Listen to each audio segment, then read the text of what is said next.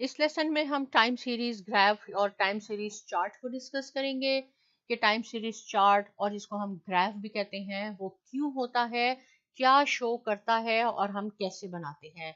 यहाँ पे मैंने इसकी बहुत सिंपल डेफिनेशन लिखी है, मैं एक दफ़ा पढ़ती हूँ और फिर मैं आपको उसका मीनिंग समझाती हूँ।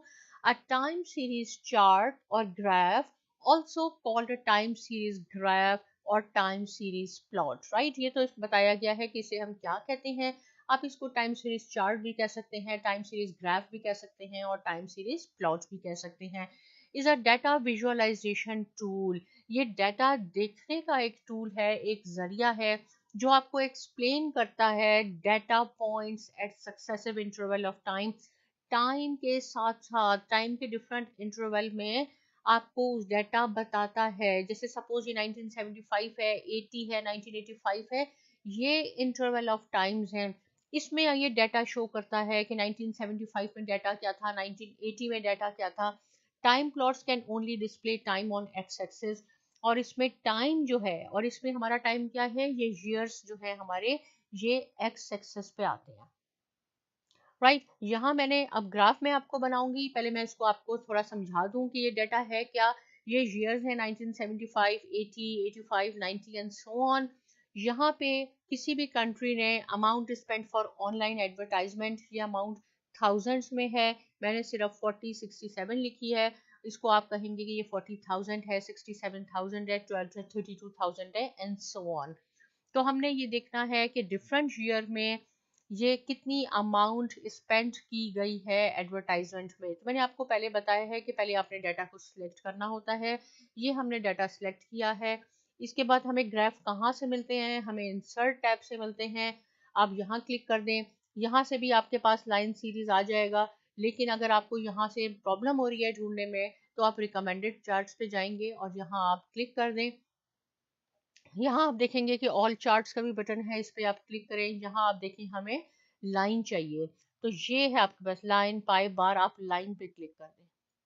लाइन पे आपने क्लिक किया, ये डिफरेंट आपके पास है, इसकी शेप्स हैं लाइन की कि आपने किस किस्म का चाहिए। तो मैं कहती हूँ कि हमारे पास ये जो मैं बना रही हूँ ये वाला सही है, और यहाँ आप क्लिक कर दें तो आपके पास ये चार्ट यहाँ आ जाएगा। ये 4 हेडेड एरो है, इससे आप इसको कहीं भी एडजस्ट कर सकते हैं जहाँ आप चाहते हैं, राइट। ये आपकी हेडिंग हो गई है, amount spend for online advertisement. अगर आप इसकी हेडिंग चेंज करना चाहते हैं, क्योंकि ये तो कॉलम की हेडिंग थी, तो आप इसको इस तरह कर लें और आप लिख दें टाइम सीरीज चार्ट, या जो भी आप टॉपिक लिखना चाहते हैं, लेकिन मैं आपको बता रही हूँ कि लिखते कैसे हैं। आप ऐसे इसको करके लिख लें, और मैं इसको ग्राफ का वर्ड यूज कर लेती हूँ। टाइम सीरीज ग्राफ हो गया, राइट। देखें यहाँ से इसको हम पढ़ते कैसे हैं।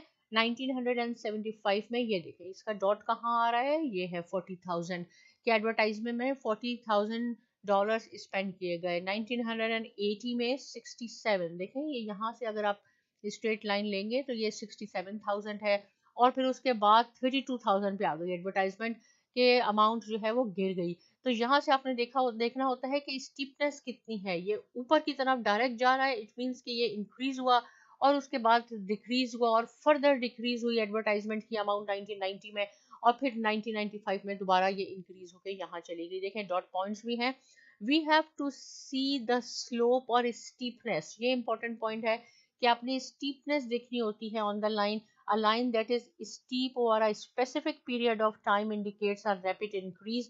देखिए ये लाइन डायरेक्ट चली गई है स्टीप होके, इसका मतलब है पहले एडवर्टाइजमेंट की अमाउंट इंक्रीज हुई थी टाइम के साथ साथ, और फिर डिक्रीज होनी शुरू हुई, फिर यहाँ पे आके फिर इंक्रीज हो गई, राइट। ये आपका पॉजिटिव का साइन है, आप इसको खोलें तो आपको पता चलेगा। यहाँ से आप एक्सेस टाइटल भी लिख सकते हैं, और अगर आप इसको रिमूव कर लें, अगर इस तरह है। डाटा लेबल्स हो गए, डाटा लेबल्स का मीनिंग है ये जो अमाउंट या 40, 67, 32,000 है, ये यहाँ पे इंडिकेट हो जाएंगी, यहाँ इंडिकेट हो जाएंगी कि आप यहाँ से देखें या यहाँ से देखें कि यहाँ हो गई। ये आपके पास लेजेंड है, लेजेंड का मीन्स है कि ये शो करेगा कि ये ब्लू लाइन जो है ये रिप्रेजेंट कर रही है अमाउंट स्पेंड फॉर ऑनलाइन, लेकिन हमारे पास सिर्फ एक लाइन है, ब्लू कलर है, इसलिए हमें ऑलरेडी मालूम है इस लेजेंड की, इसमें ज़रूरत नहीं है। यहाँ से आप देख सकते हैं डिज़ाइन टैब से कि कौन सा, किस तरह आप अपने ऑडियंस को शो करना चाहते हैं। अपना ग्राफ ऐसे शो करना चाहते हैं, ऐसे शो करना चाहते हैं टाइम सीरीज ग्राफ। अगर कोई और आपने यहाँ से सिलेक्ट करना है तो डिफरेंट पैटर्न है कैसे आप शो करना चाहते हैं, राइट। उसके बाद यहाँ से आप कलर चेंज कर सकते हैं, जो मैंने आपको पहले भी बताया हुआ है। कि आपको जो भी कलर अच्छा लगे आप यहाँ से पिक कर सकते हैं।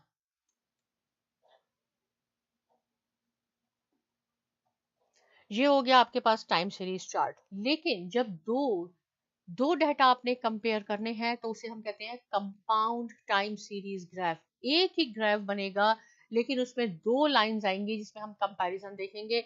यहाँ मैंने कुछ डाटा लिखा हुआ है, ये सिमिलरली यहाँ ईयर लिखे हुए हैं, ये बॉयज और गर्ल्स, और नीचे ये डाटा इस वक्त ये परसेंटेज में है इसलिए मैंने परसेंट लिख दिया है कि बॉय सपोज 1960 में 34% बॉयज स्कूल नहीं जाते थे। किसी भी अंडर डेवलपिंग कंट्री को आप कंसीडर कर लें, 40% गर्ल्स नहीं जाती थी। 1970 में 33% बॉयज नहीं जाते थे और 20% गर्ल्स नहीं जाती थी।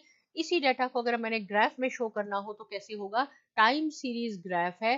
देखें ये टाइम है, ये बताएगा, और टाइम जो है टाइम सीरीज में ये एक्स एक्सेस पे होना चाहिए।